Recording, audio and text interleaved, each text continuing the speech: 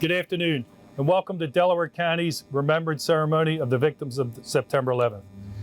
On this 22nd anniversary of 9/11, we honor the memory of those who lost their lives, and we give thanks for those police officers, firemen, first responders, and all who had courage to serve in the face of danger. While Patriot Day is recognized as the official day of remembrance for this tragic event, we know that any day is a good day to lift those most impacted up in prayer. We will never forget that tragic day when almost 3,000 men, women, and children were taken from us in a cruel and violent terrorist attack on our lands.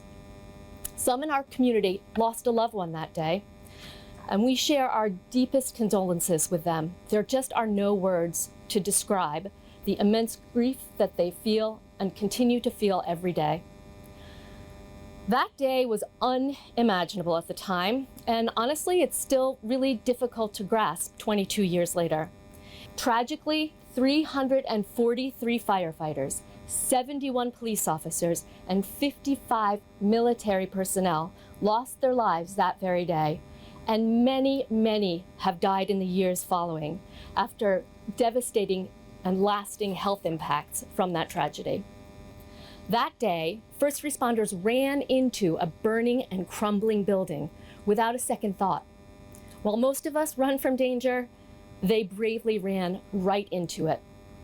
While it's painful to remember, we must keep the memory of these victims alive for generations to come.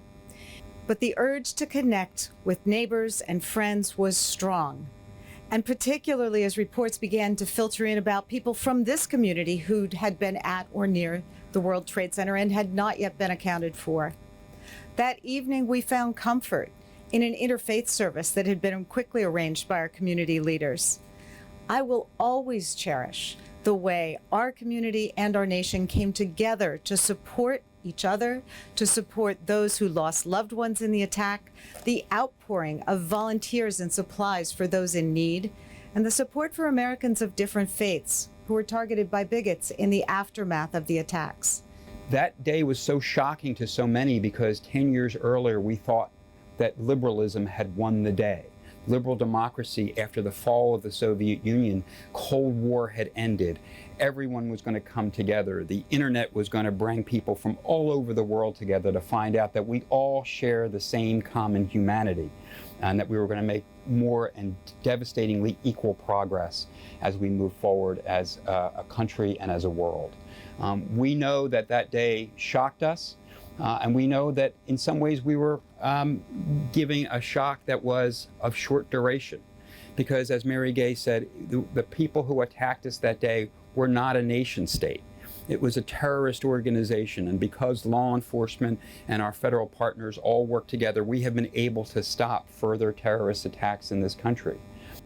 And for me, it was whether that defining moment would overwhelm me in a morass of dark feelings and emotions, or could I take that defining moment and use it as a motivating force, as I saw in this nation. Perhaps no other time in our nation's history did a group of individuals from all backgrounds, all socioeconomic statuses come together based on that defining moment. And I close with this. The words of Mahatma Gandhi, who said, "There are no goodbyes, for wherever you are in our hearts. So may the love of God envelop you, care for you, and love you.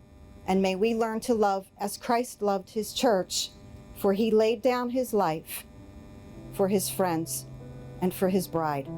Thank you.